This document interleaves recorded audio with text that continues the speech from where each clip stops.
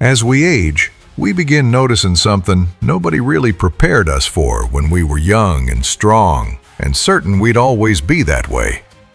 The body just doesn't respond like it once did. Falls hurt more than they used to. A misstep that wouldn't have meant a thing at 25 hangs around for weeks at 45. Muscles tighten quicker. Tendons complain louder. The immune system don't seem to bounce back with the same authority it once had. That ain't pessimism. That's physiology. Somewhere around our 30s, what science calls sarcopenia starts setting in, which is the gradual loss of muscle mass and strength, happening at roughly 3 to 8% per decade, and it speeds up after 60. Testosterone in men starts slowly declining, about 1% a year after 30. Collagen production, the very thing that gives tendons their tensile strength, begins slowing down. Tendons lose elasticity as collagen fibers stiffen and cross-link over time. Reaction time slows. VO2 max, which is the maximum amount of oxygen your body can consume and use during intense exercise, reflecting your aerobic fitness and endurance capacity, declines about 10% per decade if you ain't training. None of that's imaginary. None of it's weakness of character. It's just biology doing what biology does. But somewhere in acknowledging those truths, a lot of us step into a trap without even realizing it. We start telling ourselves age itself is the cause of everything going wrong. We say things like, "I'm too old for this," or "My body won't let me," or "I guess I've reached that age." And with those words, we start writing a story that slowly cages us in. We end up confusing neglect with inevitability. We resign ourselves not because we're finished, but because we're discouraged. 3 years ago, at 43, I ruptured my distal bicep tendon loading landscaping rock onto a trailer. I'd moved heavier stones all my life without thinking twice. When somebody told me I didn't have to move that last big one, something inside me refused to accept that idea. I'd always been able to move whatever I wanted to move. That was part of who I was. So I bent down and lifted, and my tendon tore. Just like that. In one instant, the illusion that I was still built exactly like I was at 25 shattered. Surgery came next. Rehab followed. And mentally, a quiet depression settled in after that. Because here was a man who had trusted his body for 43 years, and suddenly it betrayed him. Folks meant well when they said things like, "You've reached that magical age where your muscles are stronger than your tendons now." That phrase stuck with me. Muscles stronger than tendons. Sounded backward at first, but the more I studied, the more I realized there was real truth in it. Muscle tissue adapts relatively fast to stress, sometimes within weeks, because of improved neural recruitment and muscle fiber growth. Tendons, though, adapt much slower. Research shows collagen synthesis increases when tendons are loaded, but meaningful structural change takes months, not weeks. Tendons don't get near the blood flow muscles do. Their metabolism's slower. They remodel through steady mechanical tension over time, not sudden bursts of effort. So when a middle-aged man decides he's gonna get back after it and loads a barbell to what his muscles can technically still move, he might already be exceeding what his tendons have been conditioned to handle.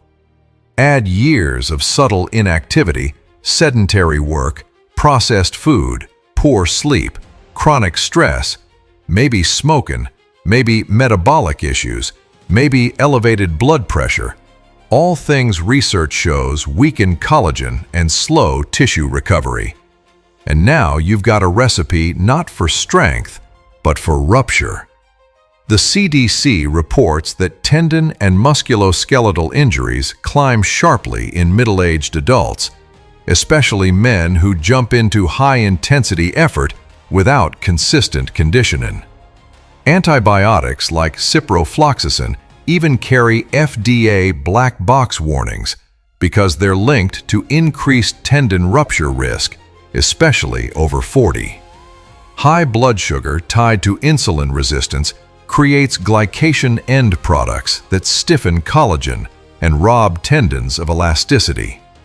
Smoking reduces circulation and collagen production. Diets heavy in ultra-processed foods increase systemic inflammation, which harms connective tissue health. None of that's mystical aging. That's cumulative lifestyle math. And when you step back and really look at it, you realize something powerful. Age plays a role, sure, but it's rarely the whole story.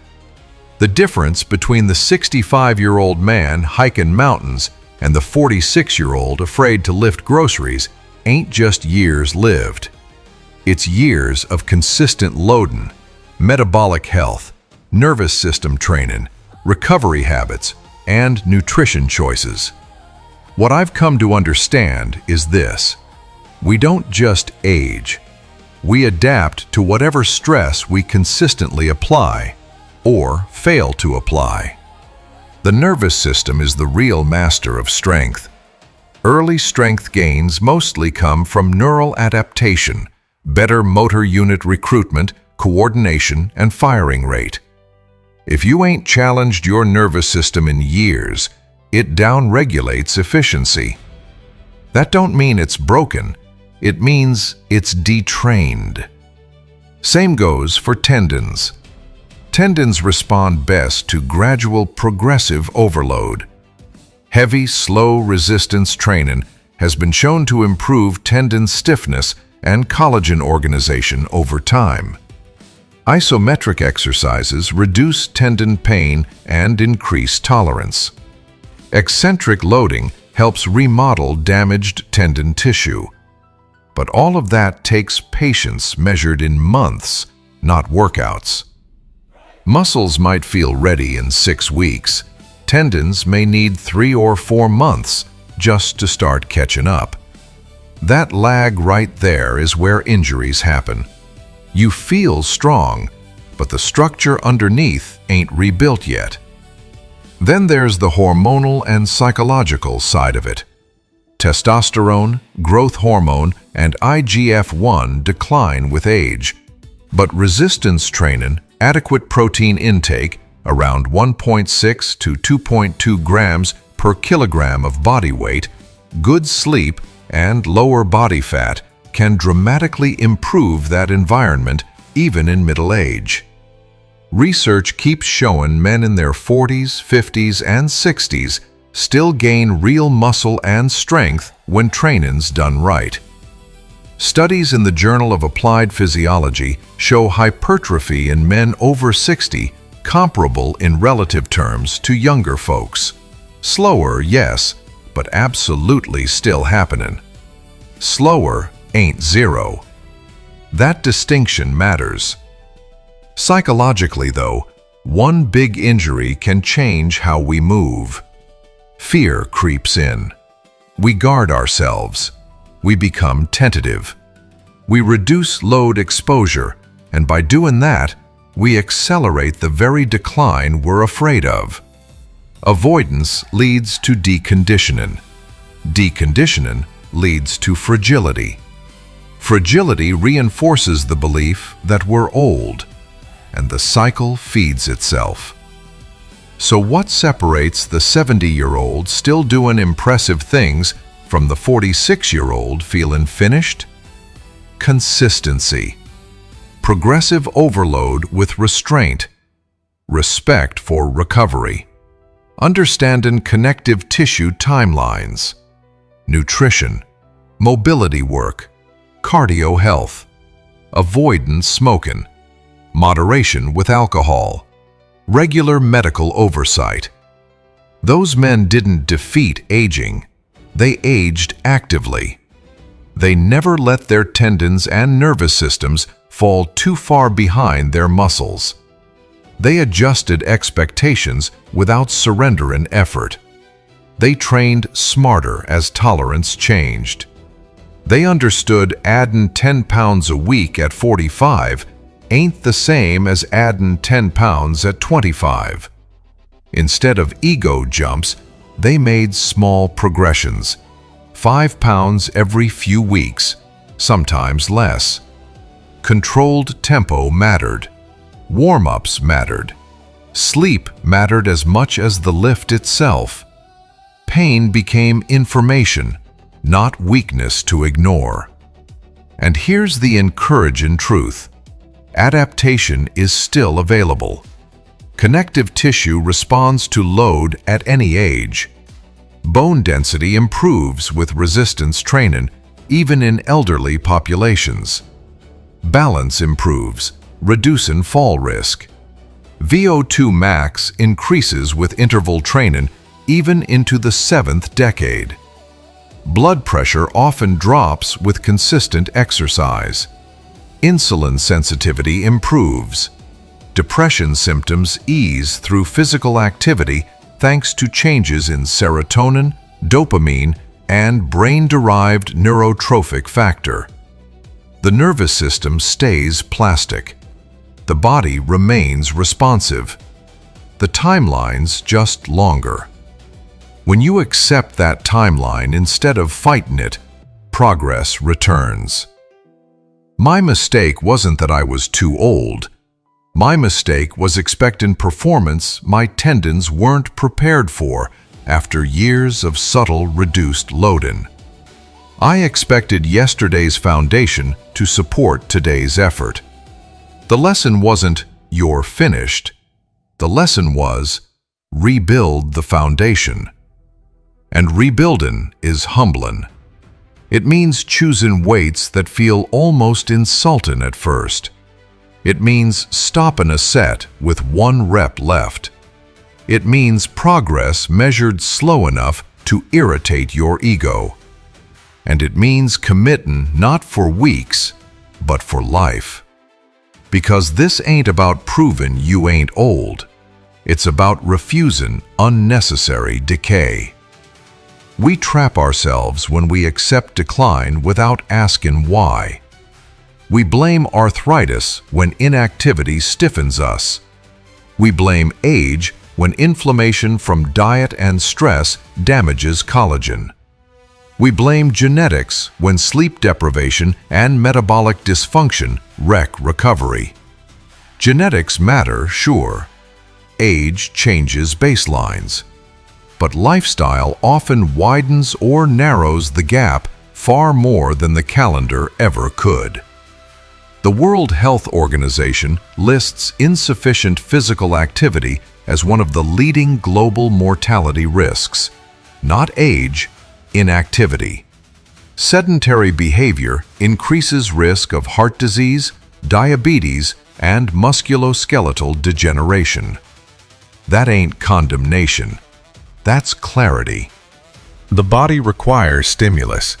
Remove stimulus, and it conserves energy by reducing capacity. So here's the message born from a torn tendon and 3 years of reflection. You ain't too old, but you do have to be wiser. Respect adaptation timelines. Feed your body protein, micronutrients, hydration, vitamin C, copper, amino acids needed for collagen. Warm up thoroughly. Progress slowly. Prioritize 7 to 9 hours of sleep.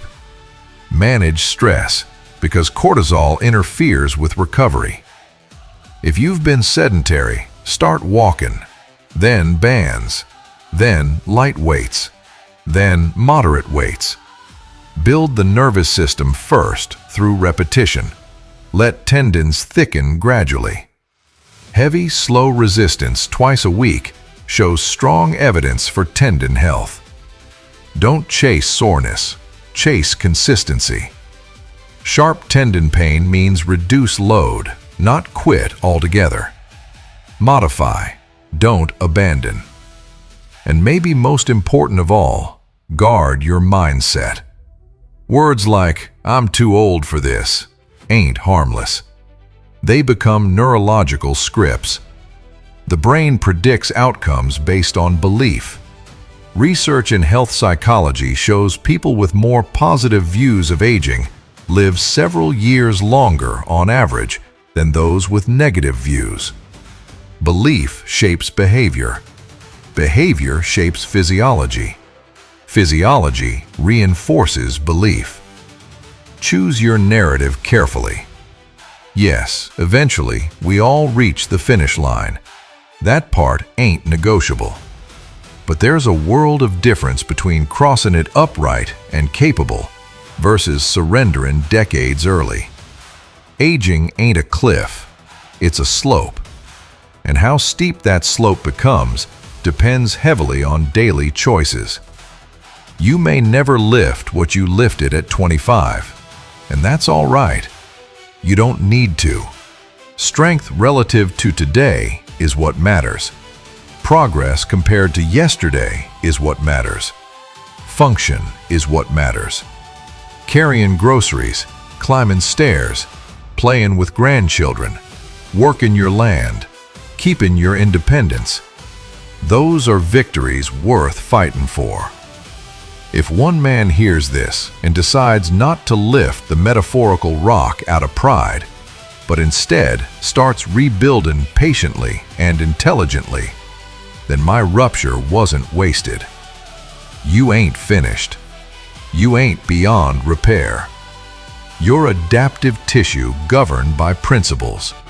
Learn the principles. Respect the process. Work with your nervous system instead of against it. Develop tendons alongside muscle. Let wisdom replace ego.